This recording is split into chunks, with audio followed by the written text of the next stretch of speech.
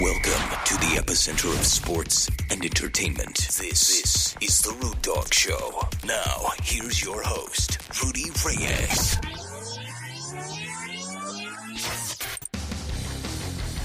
Good evening, everybody. This is Rudy Reyes on The Rude Dog Show. Thank you so much for tuning in. I have about 30 minutes of fabulous stuff going on here. You know, the NHL is upon us. I think more so that's upon us right now is the trade deadline. I know a lot of teams are chomping at the bit right now. And I look at this and think to myself, man, is this going to be something that's regular? Are we going to see this type of movement across the landscape when the deadline actually occurs February 3rd at 3 p.m. Eastern time? That depends on what side you're looking at. If you're a fan, you're probably not happy with the moves. And if you're not a fan and you're just a spectator looking from a distance, you're probably wondering, okay, well, when is this going to end? Well, I'm here to tell you. Trade deadline ends February the 3rd at 3 p.m. Eastern. That's 12 Pacific time for those that live on the East and those that live on the West. This is Rudy Reyes on The Rude Dog Show. Thank you for tuning in. This is brought to you by Coachella Valley, California Today. And, of course, yours truly brings you thanks to California. Thank you, California. Thank you, Canada. Live on Twitter, Facebook, YouTube. Basically, everywhere that you can find me, I am on. You can follow me on Twitter at RudeDogReyes. You can go to TheRudeDogShow.com. That's TheRudeDogShow.com. Not Rude Dog Show, The Rude Dog Show, because there's only one, and that is me. That is I. That is my show. That is TheRudeDogShow.com. Thank you for tuning in. And, of course, comments are always welcome. Of course, today's California decided to chime in. Thank you, guys. I appreciate it. Leave your comments. I'll be happy to get to them, star them, and we'll talk about them towards the end of the show in a retrospect, if you will. Thank you for joining me. Brought to you by Only So Many Saturdays. Make them count. I think, you know, I've heard taglines, I've heard mottos, and I've heard things that just make you say, what? This is different. Greatest tagline in history of college football. Think about this. Put your thinking cap on for a minute, ladies and gentlemen. One season, 12 games, 12 Saturdays. You can't win the Natty if you don't make them count. Get a shirt with the greatest tagline in sports history in college football. Get your favorite school colors or a school you just root for. Like me, as an example, I root for Pittsburgh, so I'll be getting Pitt a Pitt shirt, hopefully sooner than later. But I'll be sporting it just to let you know. I'm wearing it. This is legit. Go to thisissaturdayscount.com. That is SatursdaysCount.com. Make sure you check them out and make them count. There you go. Order your shirt today. And, of course, my newest sponsor, Trophy Case. Go follow them on Twitter at TrophyCase_ to download the free Google. Or if you're not into the Google thing, go check out the App Store, even though I think they're one and the same. But download them today. If you don't download the app, you may not be able to make a case without a championship trophy to put in it. Shine it, spit shine it, maybe polish it, maybe a little rub with the rag, whatever you got to do. But you can't be seen if you're not in it to win it. Go to trophycase.app and download the free app today. Again, trophycase.app. You know, the trade deadline, as I said, happening Friday at 3 o'clock Eastern time. And let's kind of kick this off here a little bit. I think the Oilers acquired defenseman Matthias Ekholm and the 2024 6th-round pick from the Nashville Predators in exchange for defenseman Tyson Barrie. Interesting move. Forward Reed Schaefer, a 2023 first-round pick and a 2024 first-round pick. That's a lot. I mean, that is a lot to contend with, a lot of players. And, of course, conditional draft picks, one in the fourth round, one in the first round. I think it makes sense. I like the move, but it may not count this year. It could very well count in the years beyond. Already have a chime in from RJ Taufik. Hello, and hello right back to you. Thank you for tuning in. I appreciate it. And I encourage likes and shares and comments. So please keep them coming. I certainly appreciate it. Yeah, the hugs and all that good stuff to go along with it. The Columbus Blue Jackets acquired a 5th-round pick in the 2023 NHL draft from the Minnesota Wild. They exchanged forward Gustav Nyquist in lieu of that. And what's really interesting, let's take a little bit deeper look at the New York Rangers' 2023 free agent market. Patrick Kane came over as an unrestricted free agent. Vladimir Tarasenko, Alexis Lafreniere, Philip Chytil, Nico Mikola, Jaroslav Halak, Tyler Mott, Keandre Miller, and Brandon Scanlon. They had to move Vitaly Kravtsov to the Canucks for the Will Lockwood and a 7th-round pick in 2026. Now, Jake Leschlin was also put on waivers today. Both moves seem to be made to maximize the team's cap space for an upcoming trade. Well, it could very well happen. Again, they have till Friday at 3 p.m. Eastern time in order to make this become a reality. Now, their current record is 33, 17, and 9. So what they decided to do is beef up on the front end. They do have 3 more contracts remaining to be used at a cap space of $1.67 million. So I don't know if they're going to get down to 0 on that or if they're just going to hold on to that cap space until the following season. I guess we're going to have to find out what that looks like. Upcoming draft picks for those that are, again, this is a hockey show. We're talking hockey. I wish we were talking something else, but this is probably the best of the best that's receiving a lot more accolades and a lot more acknowledgement from people that follow the great sport of hockey. Thank you, Sylvie Guillot, if I said that right. Thank you for chiming in with a blank. I appreciate it. Like it, love it, share it, never leave it. This is Rudy Reyes on TheRudeDogShow.com. Upcoming draft picks for them in 2023 of a Dallas 1st-rounder, New York Rangers 2nd-rounder, Colorado 3rd-rounder, New York Rangers 6th, and another 6. So they have 2 6s coming up. And what's interesting is that the Vancouver Canucks traded Riley Stillman to the Sabres in return for Josh Bloom. I think that was a great move. I think Jack Eichel maybe forced his hand a little bit to get out of Buffalo. Maybe the situation wasn't working for them. What's interesting, not like the NFL, the NHL and these players are probably more in contact with the head coach with more direct. I mean, sit right next to him, right? I understand you have defensemen and, linemen and corners, secondary special teams that are kind of set back away from where the head coach is on an NFL field. However, it's a little bit different when you're in the box and you have all your starters there right next to your head coach. So very interesting type of dynamic there in the NHL than you're going to find in the NFL. I think the Sabres are kind of in a playoff mix right about now. Not a real deep one, but they could do that as March kind of segues into with the last remaining couple of days here in February. There's a projection their chances of winning Eastern Conference is about, whopping 25%. Now, you may not think that's big, and you may not believe that 25% is, a whole lot of anything, but actually it is. 25% out of all the divisions certainly says a lot about this team, their commitment to trying to win and get to the next level. And then you have teams like the Blackhawks who may not go anywhere anytime soon, but they did decide to trade off Jack Johnson to the Avalanche in exchange for Andreas Englund, which I think, you can have the conversation whether Jack Johnson is not the greatest defenseman on the planet. I mean, he is, but he isn't. He does have a Stanley Cup, so that says something for him in his resume. But Jack Johnson has been considered to be one of the worst guys out there as far as that's concerned.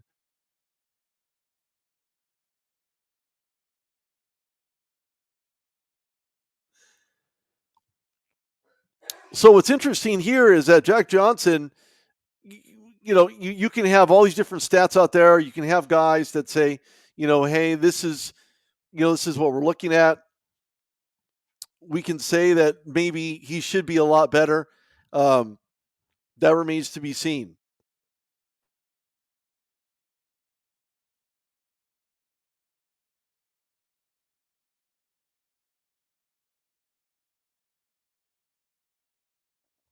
I had to take a water break right there. I was trying to find my rhythm. Um, so I don't think this year's any different when you look at a guy like him who skates relatively odd. He struggles to connect with passes down the ice. Um, not a great blue line guy, but he knows how to defend at the blue line. So that kind of makes him a little bit valuable. But he doesn't have really anything to show for it in 58 games, despite playing 20 minutes in Chicago. So oddly enough, I don't know that it's a great move for Colorado, but it adds depth on maybe a short stint while on the ice. I guess we're going to have to find out what that actually looks like. And then when you look at people like, I don't know, the Blue Jackets as a good example, um, I think that there's a lot to be said for the Blue Jackets right now, only from the standpoint of they're building this for the future. They're building this to kind of win now and not win later because of some of the acquisitions that they have made. Um, and oddly enough, when you look at kind of what they have done in recent memory and with the moves, it just kind of makes you wonder where they're at right now. And of course, with Patrick Kane headed to the Rangers, you can really make the argument that the Rangers are going to be all in with very little amount of cap space associated with the remainder of the season. Now, what's interesting is that the Coyotes retain about 50% of his salary. The Coyotes traded Kane to the Rangers, retaining 50% of his salary in exchange for a 2025 third round pick. Interestingly enough, if the team that sends them keeps paying him at 25%, maybe not the full 50, maybe not 75, but let's just say 25%, in good faith, they'll send them and give them a draft pick, which I think is very interesting. You typically don't see that in any other sport. That would be nice as far as compensation is concerned, especially in other sports. But the NHL is where it's at today. It's Rudy Reyes on TheRudeDogShow.com. We are talking about the NHL Trade Deadline that is forthcoming February 3rd at 3 p.m. Eastern Time, 12 Pacific. I think it's a battle of wills right now for the Rangers to get in playoff position. And I say that only because, when they acquired Tarasenko, Mikola for the Blues, from the Blues rather, with a conditional 2023 first round pick, Sammy Blias, Hunter Skinner, and a 2024 fourth round pick, it seems that they're all in. They're really trying to make a push. And when you're in the lead, you're going to do everything humanly possible to make sure that you stay there, that you put yourself in the best position possible in order to maximize the opportunities ahead. And when I look at the Rangers, man, they're loading up. I'm not. This isn't our New York Rangers show, of course. I'm on the opposite coast, but when I look at the moves that they're making, you can certainly have the argument that a lot of people are taking notice. A lot of teams are taking notice. Maybe they're trying to up their game as well. We're going to find out what that looks like here by Friday. Interestingly enough, I don't see the Penguins doing anything right now. I have yet to see them make any type of connection or acquisition or trade at this juncture.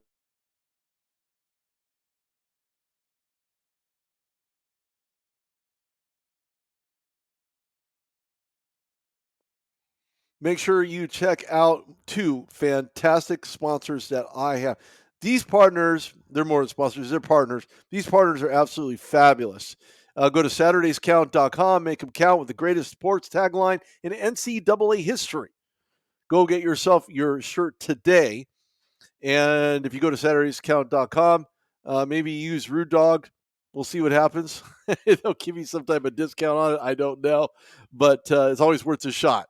Then you can go to @TrophyCase. You go to trophycase.app to download the free app. If you're an upcoming player, if you're up and coming athlete trying to get to the next level, you got to be seen. If you're seen, coaches will know that you're there. teams will know you exist. You got to be in it to win it. Go to trophycase.app today. Download the free app and take advantage of all the great stuff that app has to offer. I actually have the app, and I love it. I'm trying to add some good stuff on there, so throw me a follow on Trophy Case. Shameless plug. Well, Sandin, who the Leafs traded 29th overall in 2018, played his full NHL seasons. He's only 22 years old. Doesn't give up a lot of cap room at only 1.4 through 2024. He was supposed to be with the Leafs in the long-term capacity. It didn't happen that way. Sandin will command a sizable raise in free agency next year. And the Leafs up against the cap would have trouble making that work. I don't know that they will. I don't know that they won't. I don't know what the cap numbers look like in the following year.